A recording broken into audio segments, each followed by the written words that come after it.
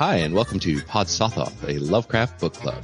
Today we'll be discussing The Dreams in the Witch House by HP Lovecraft, which was first published in the July 1933 issue of Weird Tales.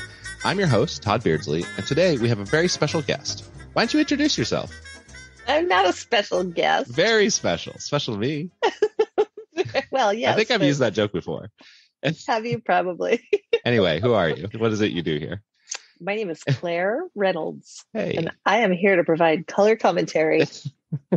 and the unique legal perspective of. Also, you're not super huge into. Well, you weren't huge into Lovecraft until like the last couple of years, I guess. I'm not. I would say I'm still not huge into it, but I enjoy it. No. I just mean like I'm not trying to. I don't want to be a poser. I mean, I like it.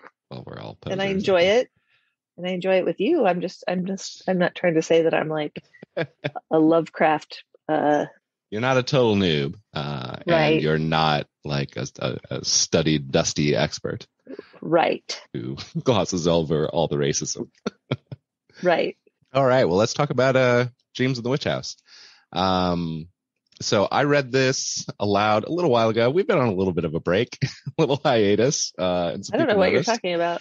Yeah, but it doesn't matter for the people in the future still because 2019. As far as anyone is concerned, if you listen to this deep into the future, you won't notice at all the difference. So we're not going to talk about it anymore. But I did read this. The last time I read this was a little while ago. I read it for the podcast. You read this today. Yes. So your takes are going to be much fresher than mine. So let's get into it. I really liked Dreams in the Witch House. To me, it is the most Lovecraftian Lovecraft that ever Lovecrafted the Lovecraftville. It's got it all. It's got witches. It's got crazy hyperdimensional stuff. It's got time travel. It's got math. It's got tons of math. It's got weird math. I think he even makes some references to like that newfangled quantum stuff, the physics, which for Lovecraft is very cutting edge. You have to recall that these are 100 years old or so. Actually, this one's one of his later ones. This is only like 90 years old. But yeah, it's got all the things. And everyone dies at the end. So, it's, if you play any Arkham horror like we do, yeah, but it ends with, I think, Brown Jenkin, which is a horrible rat monster, basically bursts out of his chest like in Aliens, right? Hello, my baby. Hello, my honey. Hello, my ragtime gal. So yeah, he just rockets past eerie directly into super gross, creepy gore. Yeah. And we've been watching a lot of pretty like exciting. 80s and 90s horror. So it seems like this would be like, it's surprising to me that there's no like Stuart Gordon treatment of Dreams in the Witch House. But Jeffrey Combs is still around. And I know we could do it. He's too old to be Gilman. Yeah, but he is. But he could be one of like the crazy Polish people that live in the I know. Nah, you know what? What he can still be Gilman. What if we're going for who cares, right? Yes. Well, obviously, like the dream casting would be Jeffrey Combs of Reanimator era as Gilman. It's real funny. We watched an interview not too long ago with Jeffrey Combs, kind of a long extended rambly interview with Joe Bob Briggs, because we've been watching a lot of Last Drive-In with Joe Bob. And Jeffrey Combs talks about his introduction to Lovecraft and how he knew nothing about it. Basically, it's like, oh, cool, Lovecraft, all right, whatever. And then just promptly became one of the major superstars of the Lovecraftiverse. How can you teach such drivel? These people are here to learn, and you're closing their minds before they even have a chance. All I want to do is go to Necronomicon in Providence and hang out with Jeffrey Combs. That would be great. Hey, if you're listening to this and you haven't gotten the vaccine, get the fucking vaccine. Please get the fucking vaccine. So, that's Just been part of the get reason why we haven't podcasted in a little while. Things were a little crazy, but regardless, like everybody, we're all vaccinated. All our friends are vaccinated. But I'm not friends with many Republicans. And so that would account for why I know, everyone I know is vaccinated, and it's baffling to me why people aren't. So, like you could just get vaccinated if it's a pride thing or like you don't want to lose your right wing cred. just get vaccinated, but tell everyone you're not. That's fine. Yeah. You can totally lie. And you know what? Republicans will believe you. So yes. They're easy to fool, apparently. Oh boy. Yeah, we just lost none of our audience. Members. Sorry. So I have a suspicion that our audience skews pretty hard to the liberal. And that's great. So, but let's talk about Dreams of the Witch House. So what's your favorite part, Claire? I mean, I just like the whole atmosphere that it builds. Like, it's just creepy. Like, for whatever reason, it's the talk about the math and the lines and the curves that just makes it seem not just scary story, but gets me more into like science fiction-y. Yeah, it's like it's an explanation of how extra-dimensional travel works. Like, it's spells, right? Like, it's magic spells, but it's math. And so you can just kind of think your way into an extra dimensional thing. And I like the idea that there's a witch way back in Salem witch trial days who got like really, I mean, you know, she didn't figure this out on her own, but it's like that. No, Nyarlathotep told her about it. Yes, right. But she learned, I mean, it's math, and it's like, you have to learn something. It's not just the whole thing of like knowledge being dangerous is very. Oh, yes. And it's not surprising too, because this is one of the last things that he wrote, works of fiction. It was published in 1933. He wrote it after, At the Mountains of Madness, which is certainly why we see At the Mountain of Madness settings in here. He goes to the Plateau of Leng. He sees the great old ones. Wrong again. He sees their elder city. Or the elder things, not the great old ones. Pardon me. Oh God. I know. We're ruined. I know. We're going to edit that out. So it is very much wrapped up in, you know, other works that Lovecraft has written. There's some notes of Shadow of Time, which is published shortly after this one. I want to say that. I think that might be his. I'm sure it's not his last, but it's like closing in the last. The thing I liked was like, I do like all the witchy stuff, and I like the like kind of amateur paranormal investigation that goes on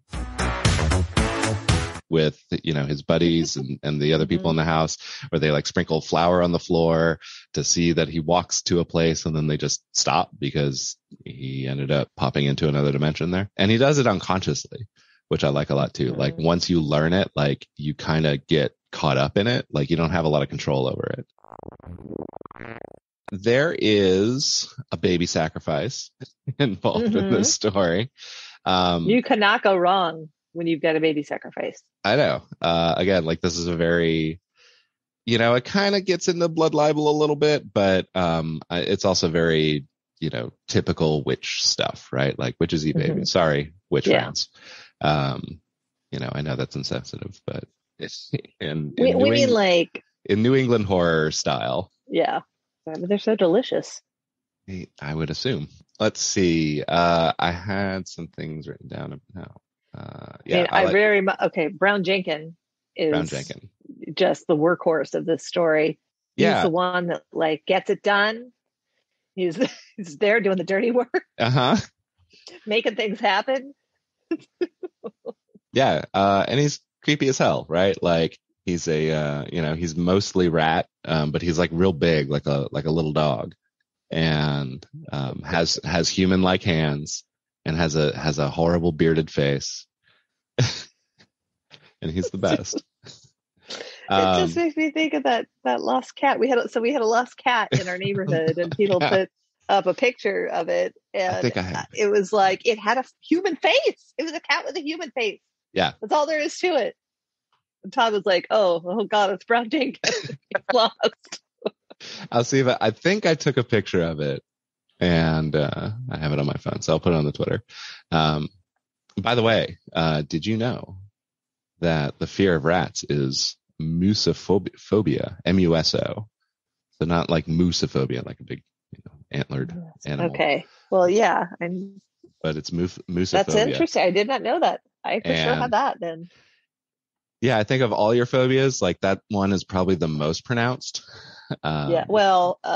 It's the scrabblies. It's anything anything that's small and scrabbly, like totally freaks Claire out. I'm cool with mice. I'm not cool with mice. I'm cool with spiders. I'm cool with snakes. Yeah. I'm cool with most things, but cockroaches, mice, and rats, like they're scrabbly. So get your scrabbles away from me. This is extra terrifying for you. I wonder if I should read Rats in the Walls next. That would be a good complement to this, because there's some. He takes some of Rats in the Walls. You can see the shadows of it in this story. Rats in the Walls is a much earlier story of his. It is what it says in the title. It is about rats in the walls. Like I assume that Neil Gaiman's Wolves on the Walls is based on that. I don't know. I don't know this. Tell me about Wolves on the Walls. And it's exactly what it sounds like. It's a family that lives in a house where they are all of a sudden they discover there are wolves living in the walls. The biggest barrier to reading Rats in the Walls is the story where the protagonist has a cat that is has a wildly racist name. Oh God! So I'll have to change the name of the cat when I read it, but I don't think. Of course, yeah. I don't think you lose anything by changing the name. Write in with suggestions for renaming of this cat. I will say that, like, of the Bartlesby. Sure. I will say that of the people that have written in to our lovely podcast, you can reach us at hideous@podsothoth.club or on Twitter at podsothoth. And the people who write to me to a person say thank you for mentioning the racism and actually recognizing it. So far, I haven't like turned over the rock of probably mythical Lovecraft purists who are like, no, the racism is part of it. And you have to like be cool with it because Lovecraft hates it. Yeah. Those people apparently don't listen to this podcast. Good. So don't want you. They should go away. Yeah. There was after telling everyone about this podcast. Yes. Tell everyone about the podcast. So, getting back to the story a little bit. So we haven't even talked about like what happens in the story. I guess we should give like a quick rundown. I think you've forgotten how this works. I've forgotten how this summarize. Works. You start to tell the story in a summary, and then I interrupt you. That's right. All right. All right. So first off, it takes place in Arkham, Massachusetts, which is a fictional location based mostly on Providence, Rhode Island. And he is renting a house. He's renting a room in a house, and it is the witch house. Everybody knows it's the witch house, and everybody knows it's creepy. But it's also super duper cheap because of this. Are you going to tell everyone about your witch house? So I used to live in a house we also called the witch house. It was in Pittsburgh, Pennsylvania. It was in the Squirrel Hill neighborhood, about 3 blocks up from Murray Avenue on Darlington Street. I don't recall the actual number, but you'd see it. When you see it, you'd notice it's a witch house. You've seen it, Claire. I have. We walked by it, and it was a certified shithole. It is sagging in all the places. One might say that the angles of the house are hideous and off-putting. That was a crazy time. So I lived with 4 other people in this house. And this was in the middle 90s. And so, like, money meant different things, and Pittsburgh was a different city then, of course. But among all 5 of us, we paid $300 a month. So it was effectively total? free. Oh yeah. Oh my God. Yeah. Yeah, it cost nothing. And so it was exactly the same situation as Gilman's, that like, oh yeah, we signed up for this thing because it was huge and cheap. And by huge, I mean actually huge. Like it is it was a 2-story house with an attic, like a semi-finished attic and a semi-finished basement. So it had effectively 4 stories. But semi-finished is the key word there. Like it was pretty gross. I had to move out when the plumbing no longer worked to the point where I had to notify the city, and they came out and hung a scary orange sign on the door. And so I'm like, all right, never mind. We had like 4 inches of standing water in the basement. It was pretty bad. So, but we had fun times there. We were all broke and doing gothy things and living in this. It's a good thing you were such a ladies' man. Yeah, because I immediately parlayed this into like, hey, girlfriend at the time who became my wife. Can I move in? She's like, sure, whatever. I mean, come on, you would have let me live. You can't let your boyfriend live somewhere like this, right? I have standing sewage in my basement.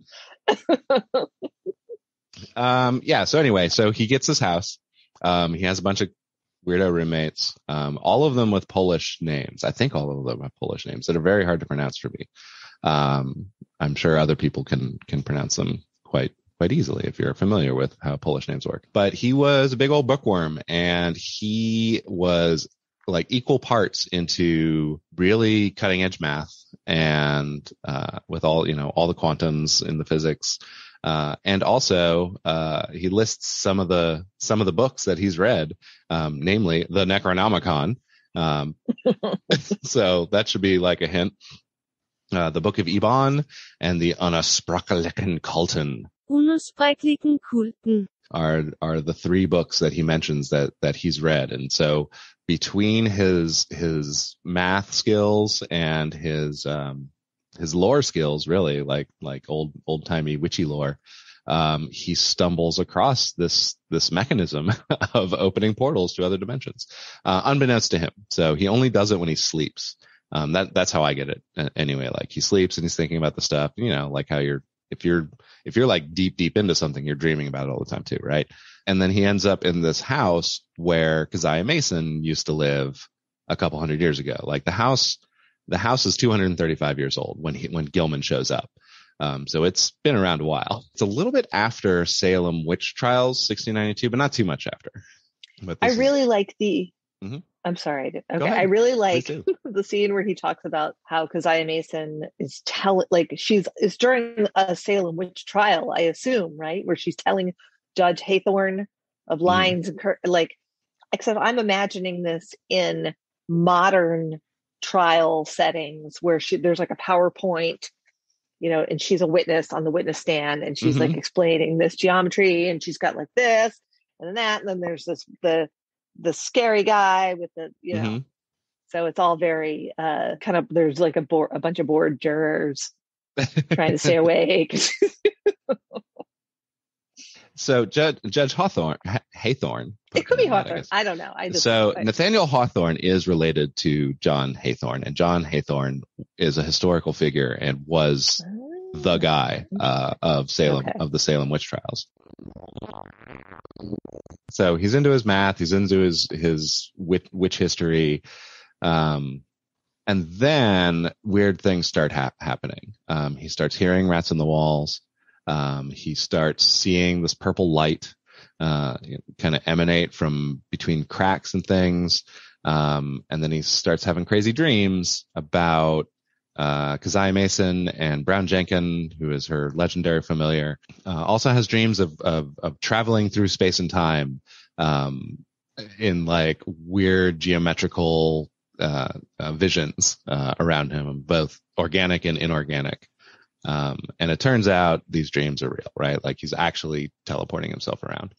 And then, so that goes on kind of for a while.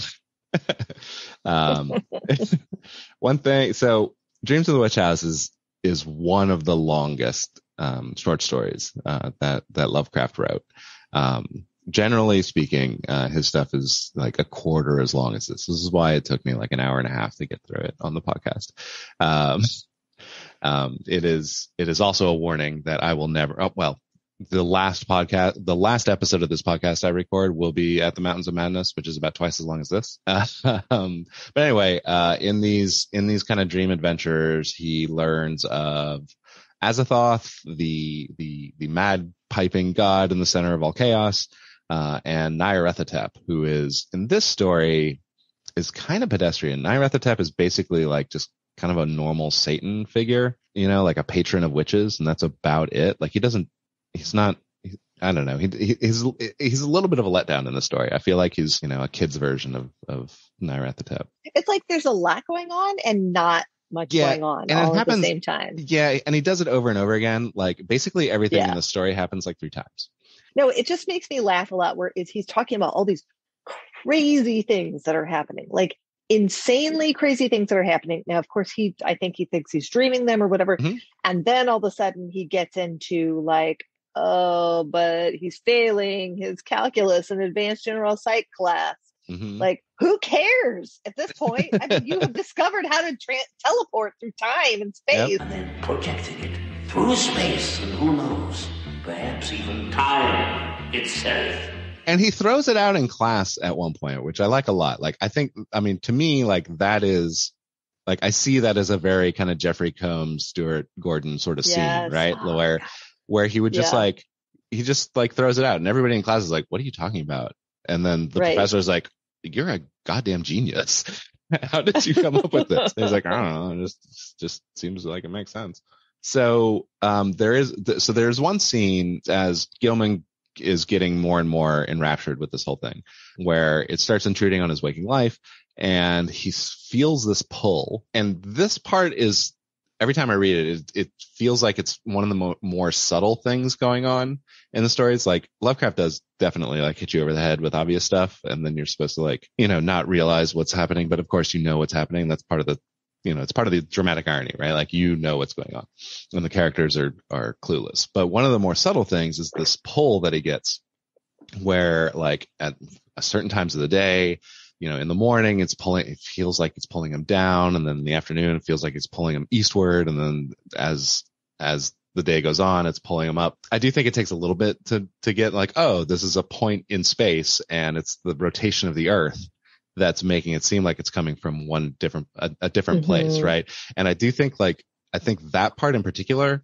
really kind of captures like the cosmicness of the cosmic horror, where, it's not just like a blasted heath in the middle of Massachusetts or something where all the witches go and do their rites and whatever. It is a star that is billions of light years away, but now he has this connections to it because of his extra dimensional travel.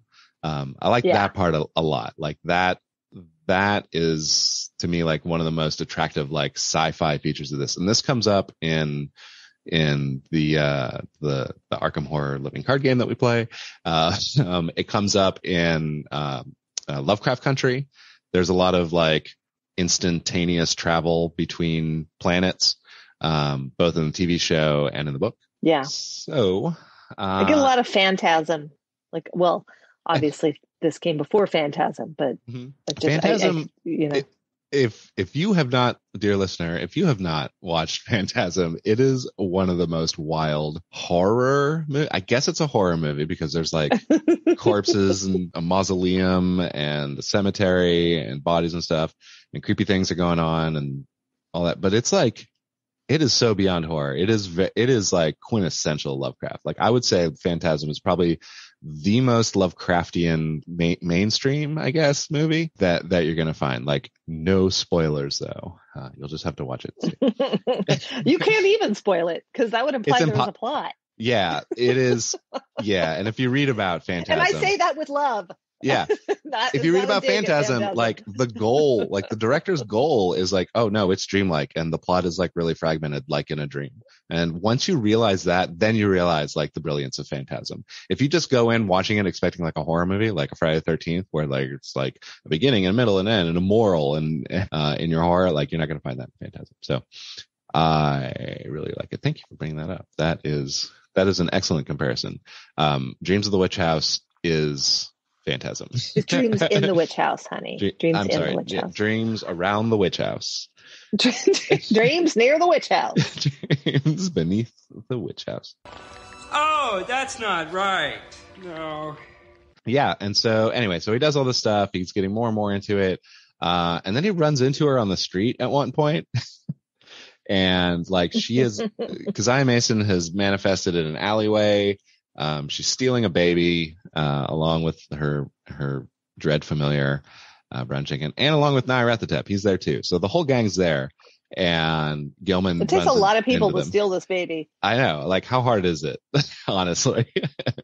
I mean, the more people you have, the more attention you're going to draw. Mm-hmm. So they steal the baby, and then some other weird shit happens. And then Gilman finds himself in Keziah's, in like the room that's in the witch house that you can't see from the outside. which if you like that kind of thing, if you like architectural horror, Dreams in the Witch House, and then House of Leaves. Like immediately read House of Leaves, and there's Lovecraft adventure in there. There's all kind of good stuff in there. Read it. So anyway, so they steal this baby, and Gilman shows up in Keziah's room, which you can't normally get to in the house. And so through some portal, like these portals work, like you can go to another planet or you can travel, 36 inches, like past a wall. and that's cool too. And so he shows up in there, and Gilman tries to prevent the sacrifice of this baby, but Brown Jenkins leaps to Keziah Mason's rescue. Gilman takes a swing at Keziah Mason. Brown Jenkins leaps up on the baby and I think bites through its wrists, his wrists. I don't know. I don't know if the baby is gendered at this point, but bites the wrist and a bunch of blood comes out, and Brown Jenkins then falls into an abyss. That is also conveniently in the middle of the room. I think entirely so Brown Jenkins has a way out. And so Gilman ultimately fails at stopping this ritual. This whole story is a series of failure from Gilman. There's nothing he does right. Very ineffectual. He's kind of a passenger in his own story. He's not really driving it himself. This is exactly why the game Arkham Horror, the living card game. This is exactly why Arkham Horror, the card game. You're just a passenger in that game. There are scenarios where it is impossible, and it's designed to be that way because it is faithful to the Lovecraft tradition to not be great at this. So he fails at saving the baby. And then he goes deaf at one point for some reason. I don't even remember why. And he wakes up the next day and he's like, oh man, I totally failed at saving that baby. And also the kidnapping is in the newspaper. And he talks to his buddy, Frank Elwood. We're on a mission from God. Not of the Blues Brothers. And he's like, ooh, I think I might have had something to do with that. And he's like, what are you talking about? And then he gets real sick and everyone starts praying over him, and then Brown Jenkins bursts out of his stomach, and then he dies. And everyone sees it too. There's a whole bunch of people there. It's everyone who lives in the house is there when it happens. I think there's a cop. The landlord is there. And so everyone sees this happen. Landlord is like, I'm done with this. I know I've been renting this haunted house for a while, but it was never this haunted, so I'm done. Everybody's evicted, and the city condemns it and tears it down. This house has been around. It's shocking that this house does not have a historical marker on it, but I guess people weren't doing that too much in the 20s and 30s. But they bulldoze this house, and they end up finding a fuck ton of bones, and that's a big scary reveal. There's a ton of bones, children's bones mostly, and also a creepy rat thing bone, which of course skeleton. I mean, not just one bone. That would be weird. But yeah, a whole creepy rat thing, skeleton, which is of course Brown Jenkins, and a sculpture, of one of the elder things is in there too. And so those all end up in the Miskatonic Museum. And the rest of it is, I guess, thrown into a landfill, and that's it. So you can never actually visit the witch house anymore because it's been torn down canonically. So what is Brown Jenkins? I know he's a familiar and a rat thing, but how did was he a man turned into a rat or what? What is that? What is that? Wait. So I think it's unclear. My take is that he's a demon. He's straight up like a minor, an imp. Okay. An imp all level right. demon. My opinion is colored quite strongly by Neil Gaiman, right? And Sandman and things like that. Is he supernatural or is he an alien? He could be an alien. There could be a whole planet full of Brown Jenkins. Who knows? Is it Brown's Jenkins? You're talking about more than one of them. I don't know.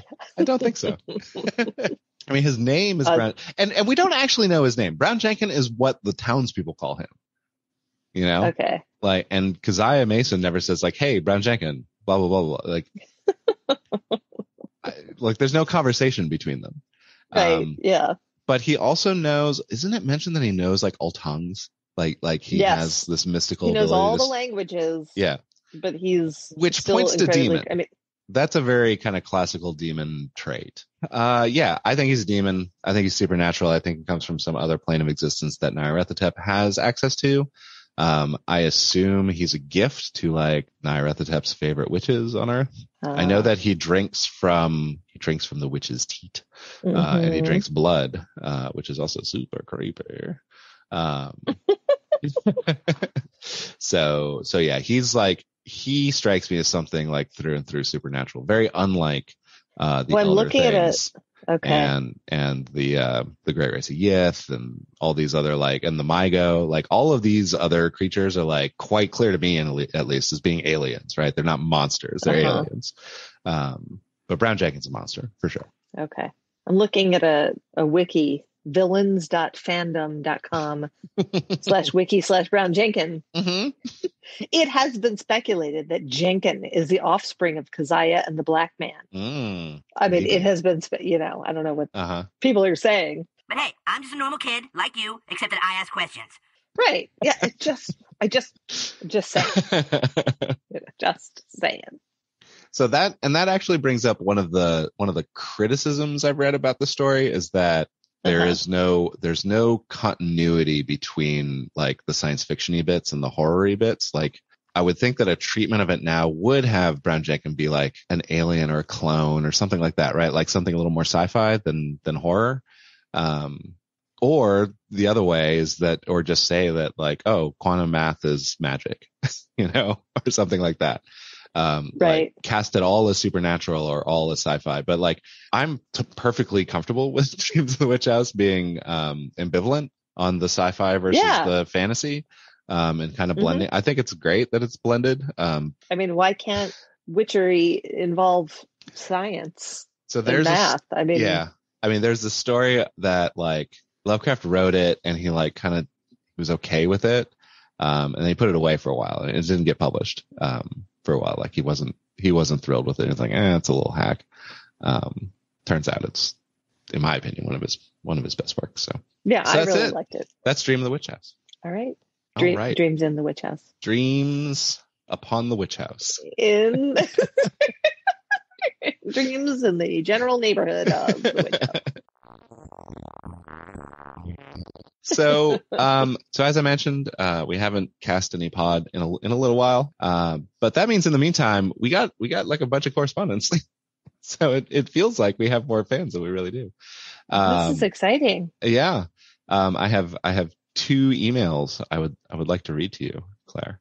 Yes, please. One of them is from Michael Shanks, and he says, I've been listening through your work, and I wanted to let you know that Ulthar is 100% in the Dreamlands, because the city appears in the dream city of unknown Kadath. Yes, I agree, Michael. I think we were speculating in the Cats of Ulthar whether or not Ulthar was in the Dreamlands, or if it was like a real place that got transferred in the Dreamlands. Anyway, Michael says that it's 100% in there. You were right, Michael. Congrats. You won the internet today. And then we have a note from Yoda Rocks. And she says, I've been enjoying both the readings of the stories and your commentary, which is great to hear.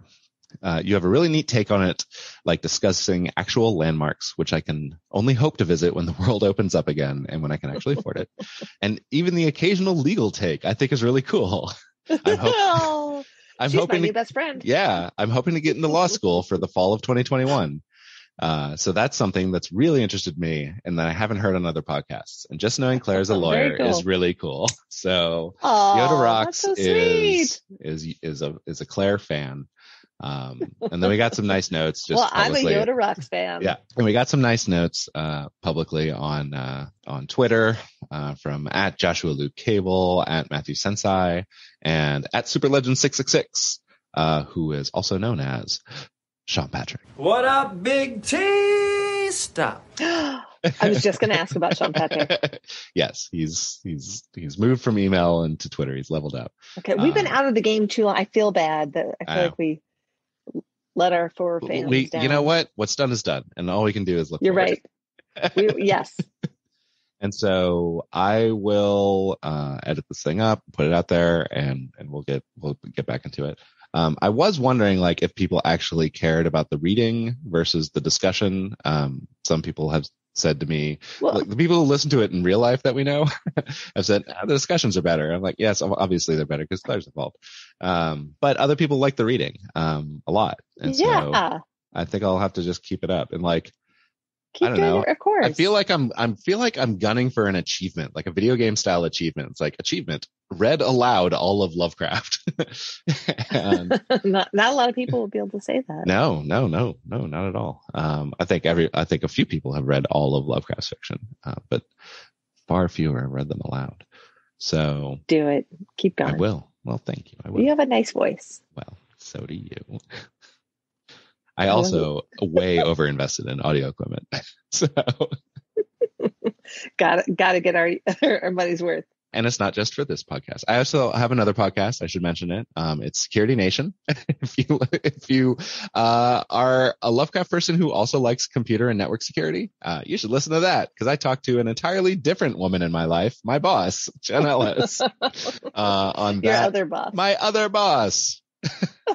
Jen Ellis, and we talk about security stuff. And so if you like this podcast, maybe you'll like that one because it's also kind of weird and jokey.